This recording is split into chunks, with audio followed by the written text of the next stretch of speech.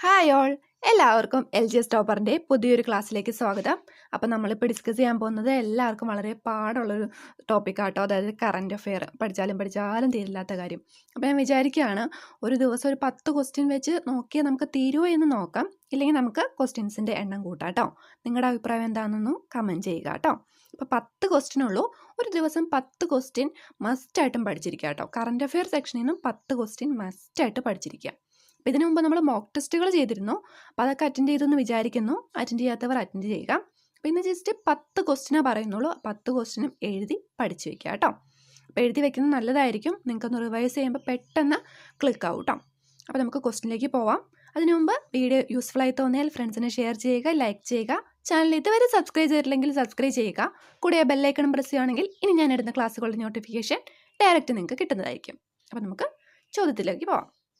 ആദ്യത്തെ ചോദ്യം ഇതാണ്: ഏത് കമ്മിറ്റിയുടെ നിർദ്ദേശപ്രകാരമാണ് കേരള ബാങ്ക് രൂപം കൊണ്ടത്? ഉത്തരം MS ശ്രീരാം കമ്മിറ്റി. ഇതൊരു കറണ്ട് അഫെയർ സെക്ഷനിൽ വരാൻ കാരണം കേരള ബാങ്ക് രൂപീകൃതമായത് 2019 നവംബർ 29-നാണ്. അതുകൊണ്ടാട്ടോ ഇത് കറണ്ട് അഫെയർ സെക്ഷനിൽ ഇട്ടത്. ഇതും ഇമ്പോർട്ടൻ്റ് ആണ്. അതുമായിട്ട് ബന്ധപ്പെട്ട കാര്യങ്ങളും ചോദിക്കാം. അപ്പോൾ ഉത്തരം എന്താണ്? MS Sriram committee. അടുത്ത ചോദ്യം: നിലവിലെ കേന്ദ്ര വിജിലൻസ് കമ്മീഷണർ ആരാണ്? നിലവിലെ കേന്ദ്ര വിജിലൻസ് കമ്മീഷണർ ആരാണ്? ഉത്തരം സഞ്ജയ് കോത്താരി. ഒരുപാട് ആൾക്കാരുടെ പേര് ഇങ്ങനെ പഠിക്കേണ്ടതുണ്ട്. അപ്പോൾ ദിവസം ഈ ഒരു ടോപ്പിക്കിൽ നിന്ന് ഒരാളുടെ പേര് പഠിക്കുക കേട്ടോ. വിജിലൻസ് കമ്മീഷണർ പഠിക്കേണ്ട വരും, മനുഷ്യാവകാശ കമ്മീഷണറുടെ പേര് പഠിക്കേണ്ട വരും. അപ്പോൾ ഓരോന്ന് വെച്ച് പഠിക്കുക. അപ്പം നിലവിലെ കേന്ദ്ര വിജിലൻസ് കമ്മീഷണർ ആരാണ്? സഞ്ജയ് കോത്താരി.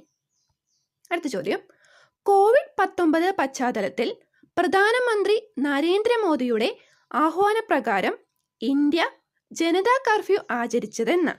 ഉത്തരം 2020 മാർച്ച് 22. COVID-19 ബന്ധപ്പെട്ട എല്ലാ കാര്യങ്ങളും പഠിച്ചു വയ്ക്കുക, വളരെ ഇമ്പോർട്ടൻ്റ് ആണ്.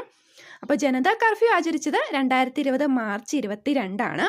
എന്നാൽ നമ്മൾ ലോക്ക്ഡൗണിലേക്ക് പോയല്ലോ, 21 ദിവസത്തെ ലോക്ക്ഡൗണിലേക്ക് പോയത് മാർച്ച് 25-നാണ്.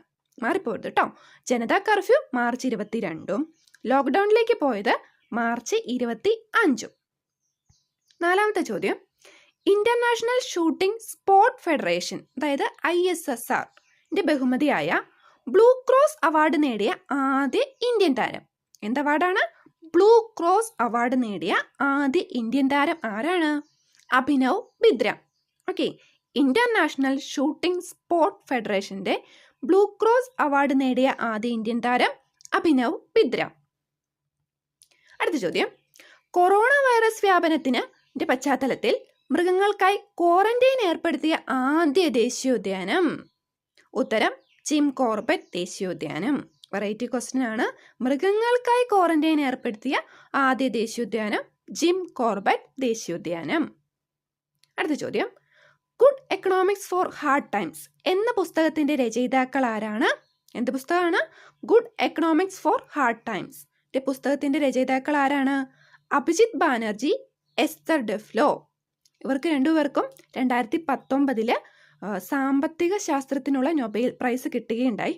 അപ്പോൾ ഈ ഒരു ക്വസ്റ്റ്യൻ്റെ ഇമ്പോർട്ടൻസ് മനസ്സിലായി കാണുമല്ലോ. അപ്പോൾ ഗുഡ് എക്കണോമിക്സ് ഫോർ ഹാർഡ് ടൈംസിന്റെ രചയിതാക്കൾ ആരാണ്? അഭിജിത്ത് ബാനർജിയും എസ്തർ ഡെഫ്ലോയും. ഓക്കെ, അടുത്ത ചോദ്യത്തിലേക്ക് പോവാണ്. 2020 മികച്ച വനിതാ കായിക താരത്തിനുള്ള ലോറിയസ് പുരസ്കാരം ലഭിച്ചത് ആർക്കാണ്? 2020 മികച്ച വനിതാ കായിക താരത്തിനുള്ള ലോറിയസ് പുരസ്കാരം ലഭിച്ചത് ആർക്കാണ്? Simona Biles. ജിംനാസ്റ്റിക്സ് ആണ് വിഭാഗം. ആർക്കായിരുന്നു?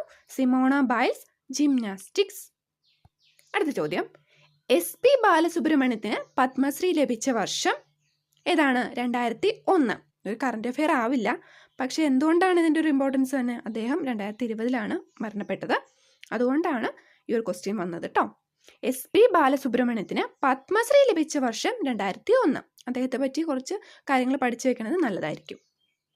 അടുത്ത ചോദ്യം: ICC വനിത 2020 ലോകകപ്പ് 2020 ജേതാക്കൾ? ഉത്തരം ഓസ്ട്രേലിയയാണ്.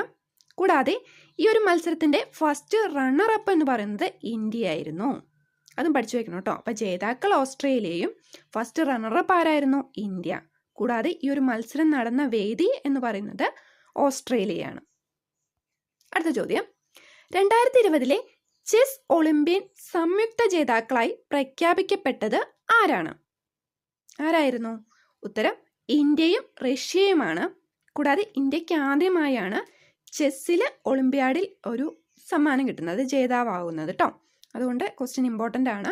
2020 ചെസ് ഒളിമ്പ്യൻ സംയുക്ത ജേതാക്കളായി പ്രഖ്യാപിക്കപ്പെട്ടത് ഇന്ത്യയും റഷ്യയും. അപ്പോൾ ഈ ഒരു 10 ക്വസ്റ്റ്യൻ ഉണ്ടായിരുന്നുള്ളൂ. നിങ്ങൾക്ക് യൂസ്ഫുൾ ആയി തോന്നിയെന്ന് വിചാരിക്കുന്നു. അപ്പോൾ നിങ്ങളുടെ കമൻസ് ഒക്കെ അറിയിക്കുക. കൂടുതൽ ക്വസ്റ്റ്യൻസ് വേണമെങ്കിൽ പറയാം കേട്ടോ. 10 ക്വസ്റ്റ്യൻ ആകുമ്പോൾ എളുപ്പമാണല്ലോ പഠിക്കാമെന്ന് വിചാരിച്ചാണ് ഞാൻ 10 ക്വസ്റ്റ്യൻ ഇടുന്നത്. അപ്പോൾ എല്ലാവർക്കും, വീഡിയോ കണ്ട എല്ലാവർക്കും താങ്ക് യു. നിങ്ങളുടെ അഭിപ്രായങ്ങൾ കമൻ്റായിട്ട് രേഖപ്പെടുത്തുക. Thank you.